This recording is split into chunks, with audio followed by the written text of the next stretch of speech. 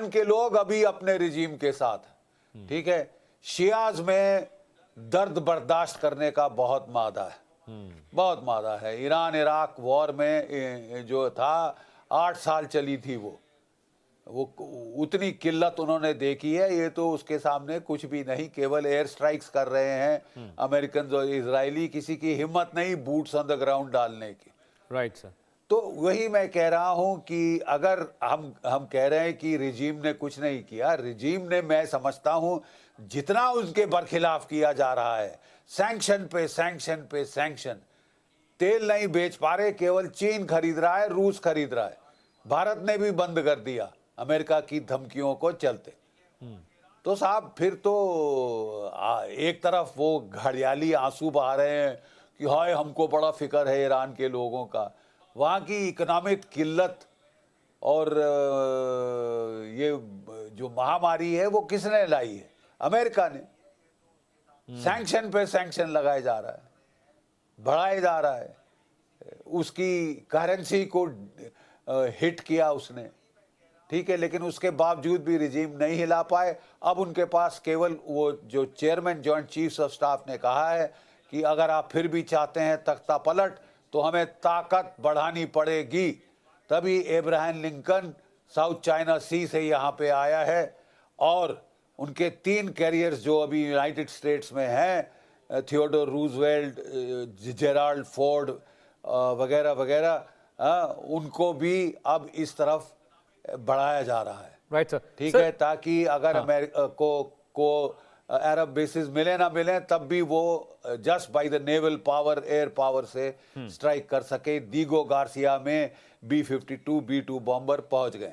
हाँ सर, एक सवाल जनरल साहब ये भी था कि अभी वहां की जो फ्लाई जोन है उसको बंद कर दिया गया है। ईरान के आसपास जो पैसेंजर प्लेन है उनको उड़ने पर मनाही कर दी गई है, वहां फ्लाई जोन बिल्कुल क्लोज हो गया है। एक बात और भी है सर, इस्लामिक नेटो के फॉर्मेशन को लेकर भी एक देखा जा रहा है, क्योंकि नेटो नाखुश है, आप यूरोपियन यूनियन से लड़ाई कर बैठा अमेरिका, तो उनके खुद के जो अलाइज है, जो मित्र राष्ट्र है, वो उनको देखना नहीं चाह रहे हैं। कनाडा से उनकी बात बन नहीं रही है, फ्रांस उनके खिलाफ लगातार बयानबाजियां कर रहा है। ये इस्लामिक नेटो का जो फॉर्मेशन है जो सऊदी और पाकिस्तान थे, अब इसमें टर्की भी जुड़ गया है, आने वाले वक्त में सर कितना बड़ा चैलेंज जनरल साहब आप अमेरिका के लिए देख रहे हैं? क्योंकि जो इस्लामिक नेटो उसका मकसद ही यही है उन देशों के खिलाफ खड़ा होना कि जो खाड़ी देशों में मुस्लिम कंट्रीज को धमकाते हैं, उनसे अपनी मनमानी करवाना चाहते हैं। इस्लामिक नेटो का कॉन्सेप्ट ठीक लग रहा है आपको आने वाले सालों में सर?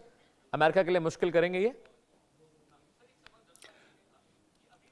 नहीं, अगर इस्लाम बिल्कुल करने की कोशिश हो रही है। हाँ। सऊदी अरेबिया ने पैक्ट क्यों किया है पाकिस्तान के साथ? क्योंकि वो डरता है कि इजराइल के पास न्यूक्लियर वेपन है, ईरान के पास आ गए तो मेरा क्या होगा कालिया जी। इसके लिए उसने कहा पाकिस्तान को कि तुम्हारे सारा न्यूक्लियर प्रोग्राम हमने फाइनेंस किया है, साडा हक ऐथे रख जी, हमें दे दे वो जरा न्यूक्लियर मिसाइल। और पाकिस्तान भूखा नंगा मुल्क है, कुछ खाने पीने के लाले पड़े हैं, डॉलर्स चाहिए, डॉलर दो तो कुछ भी करा लो, ये हीरा मंडी है पाकिस्तान। तो उन्होंने अपने न्यूक्स प्रॉमिस किए हैं, इसी के लिए तुर्की भी उनके साथ पैक्ट करना चाहता है कि अगर मेरे पे मुसीबत आए तो शायद पाकिस्तान अपने न्यूक्स देगा।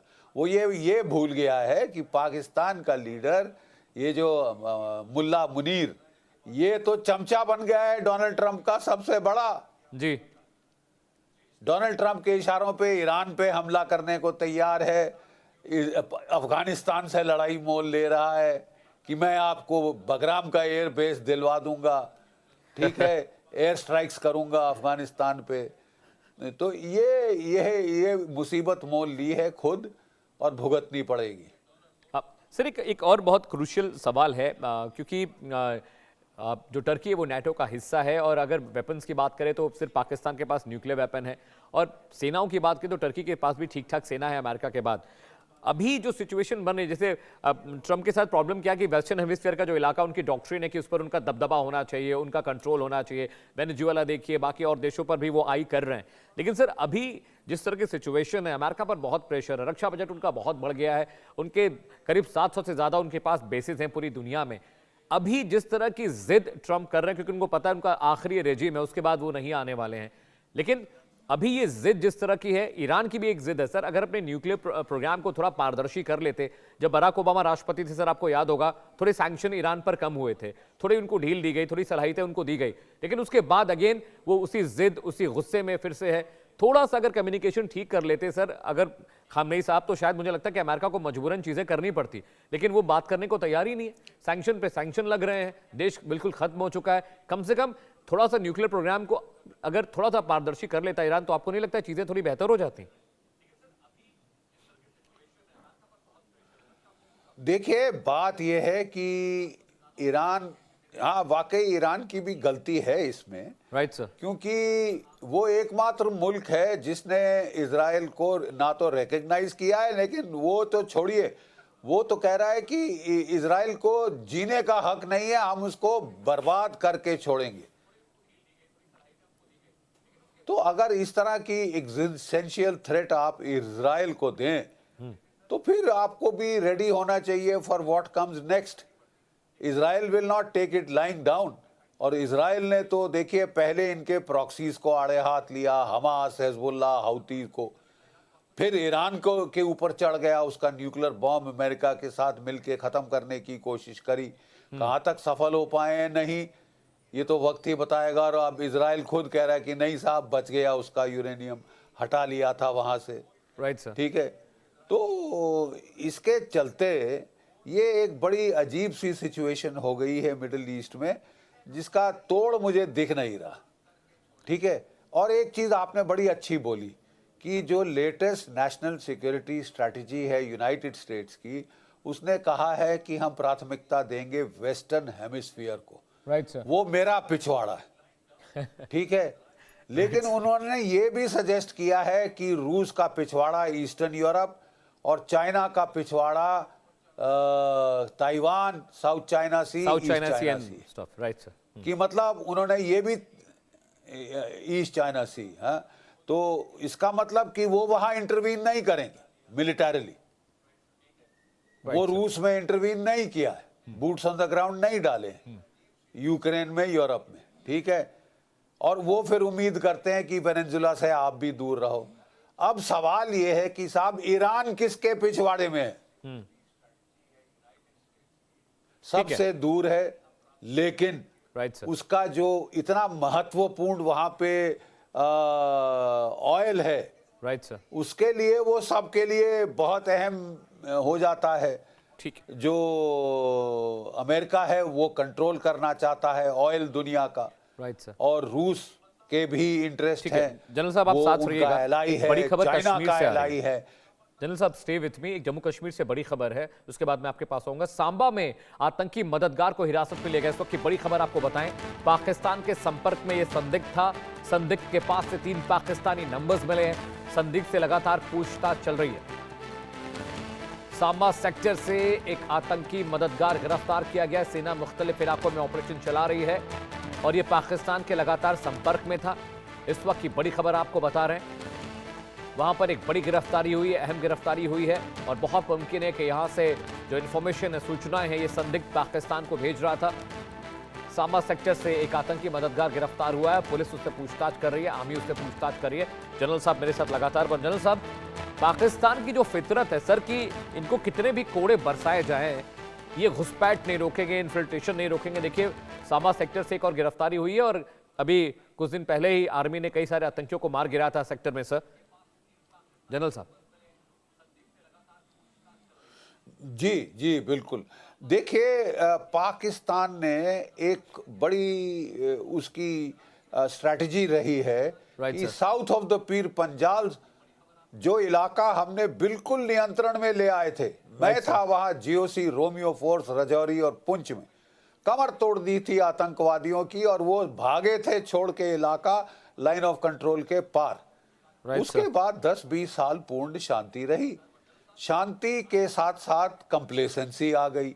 वहां से ट्रूप्स हटाने शुरू किए, यूनिफॉर्म फोर्स को लद्दाख भेज दिया, और फिर कोविड के दौरान कोई 3 साल, हर साल 60,000 बच्चे रिटायर होते हैं, सब रिक्रूटमेंट बंद कर दी, 1,80,000 से फौज काट दी। ठीक है साहब, अब आप इस तरह इलाके खाली करें तो आप दुश्मन को अपॉर्चुनिटी आपने दे दी और उसने पूरा फायदा उठाया और काफी उसने अपने रिक्रूट वहां आतंकवाद को दोबारा जिलाने की कोशिश करी।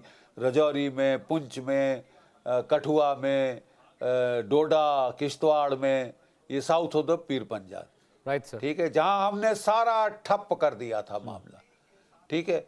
तो हमने थोड़ी जल्दबाजी करी फौज की नफरी कम करने में, लेकिन अब फिर वहां पे नफरी बढ़ा दी गई है और आप देख रहे हैं कि ये लोग कोई खास कुछ कर नहीं पा रहे। हाँ, हमारे कुछ लड़के घायल हुए थे, लेकिन वो ग्रुप को उन्होंने मार गिराया है। तो हमारे ऑपरेशन बड़े सक्षम है, चल रहे हैं, लेकिन जो हमारी कटौती हुई थी वो हमको वापस लानी पड़ेगी। Right sir, deployment of forces बहुत इंपॉर्टेंट फैक्टर है। जनरल साहब, अभी ऑपरेशन सिंदूर पार्ट 1 के बाद हमने अभी भी जो मिलिट्री इंटेलिजेंस के इनपुट्स हैं सर, जो सोर्सेज बता रहे हैं कि अभी भी बहावलपुर का इलाका, पीओके, मुरीद के इन इलाकों में फिर से लॉन्चिंग पैड तैयार हो गया, आतंकवादियों को फिर से वहां पर ट्रेनिंग दी जा रही है। लश्कर, हिजबुल, इनके तमाम आतंकवादियों को आईएसआई और पाकिस्तानी आर्मी उनको सीक्रेटली उनको ट्रेनिंग दे रही है। अभी ऑपरेशन सिंदूर पार्ट 2 के लिहाज से आप देख रहे हैं बहुत क्रूशियल टाइम आ गया है सर, क्योंकि अभी भी वही एक्टिविटी शुरू हो गई जो कुछ महीने पहले थी जब हमने पाकिस्तान पर हमला बोला था, धावा बोला था। क्या अब वक्त आ गया फिर से ऑपरेशन सिंदूर पार्ट 2 इनिशिएट करने का, या अभी लगता है कि अभी रुकने की जरूरत है सर?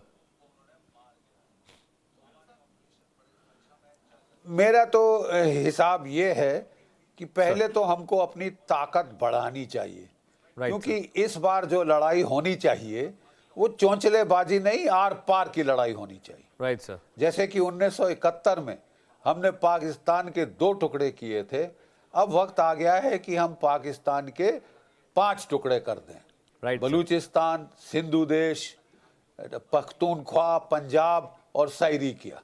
Right sir. ठीक है, ये करने के लिए आपको रफाल जेट चाहिए, आपको Su-57 चाहिए, आपको और S-400 चाहिए, खूशाब चाहिए, वो बना ले और फिर अपना समय चुन कर वार करें। क्योंकि पाकिस्तान की फितरत यह है कि कुत्ते की दुम स्टील की ट्यूब में डालो, 10 साल बाद निकालो तो आपको टेढ़ी मिलेगी। ये बाज नहीं आएंगे, ये हुड़मती करेंगे।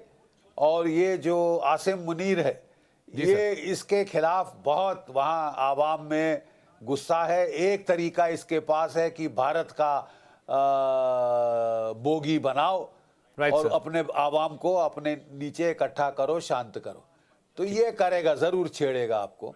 आप जरा तैयार हो जाइए और इस पार आर पार की जंग कर ही डालिए साहब, ताकि फिर सिंदूर 2, 3, 4, 5, 6 की जरूरत ना पड़े।